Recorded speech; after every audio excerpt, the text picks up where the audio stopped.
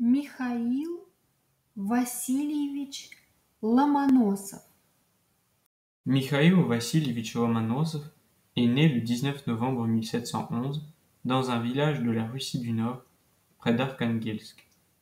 À l'âge de 19 ans, il s'échappe de chez lui avec ses deux livres favoris, Grammatica et Arithmetica, pour faire des sciences.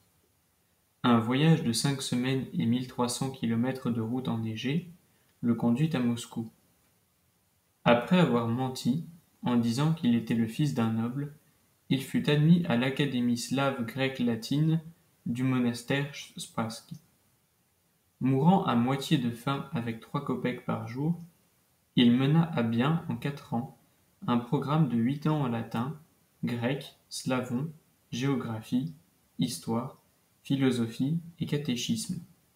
De là, il fut admis à l'Académie des sciences de Saint-Pétersbourg pour continuer ses études parmi les 12 meilleurs élèves de l'année 1736. L'Académie envoya alors Mikhaïl à l'université de Marbourg, en Allemagne, où il étudia les mathématiques, la chimie, la physique, l'hydraulique, les mines, les humanités. Après avoir passé l'an 1739 à Fribourg à étudier les problèmes de mines avec Johann Haeckel, Lomonosov put retourner avec quelques difficultés en Russie 2 ans plus tard. Ses mérites, reconnus grâce au rapport d'études qui était envoyé régulièrement de l'étranger, ainsi qu'une ode poétique adressée à l'impératrice Anna, lui donnèrent accès à un poste d'assistant de physique à l'Académie de Saint-Pétersbourg. Ce fut le premier académicien né en Russie, élu en 1745. L'Académie des sciences de Saint-Pétersbourg avait été fondée en 1724 par un décret de Pierre le Grand.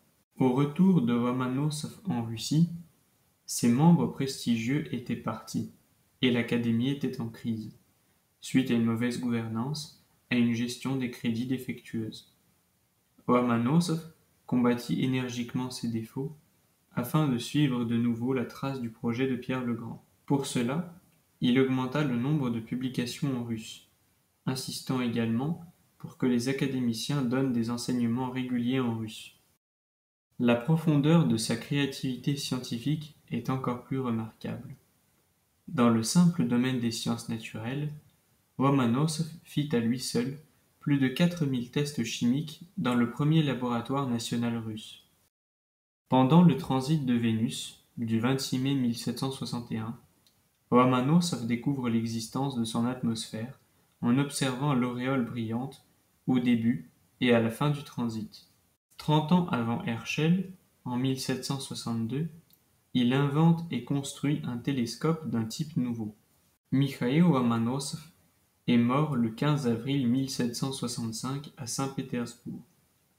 Reconnu seulement au XIXe siècle comme le premier personnage de l'histoire des sciences en Russie, cet homme très grand et fort, au propre et au figuré, fait penser à son idole, Pierre le Grand. Mais il n'a pas eu à l'Ouest la même reconnaissance que les savants contemporains, en particulier parce que ses très nombreux travaux, en grammaire, en art de la mosaïque et en poésie, ont quelque peu occulté ses travaux scientifiques.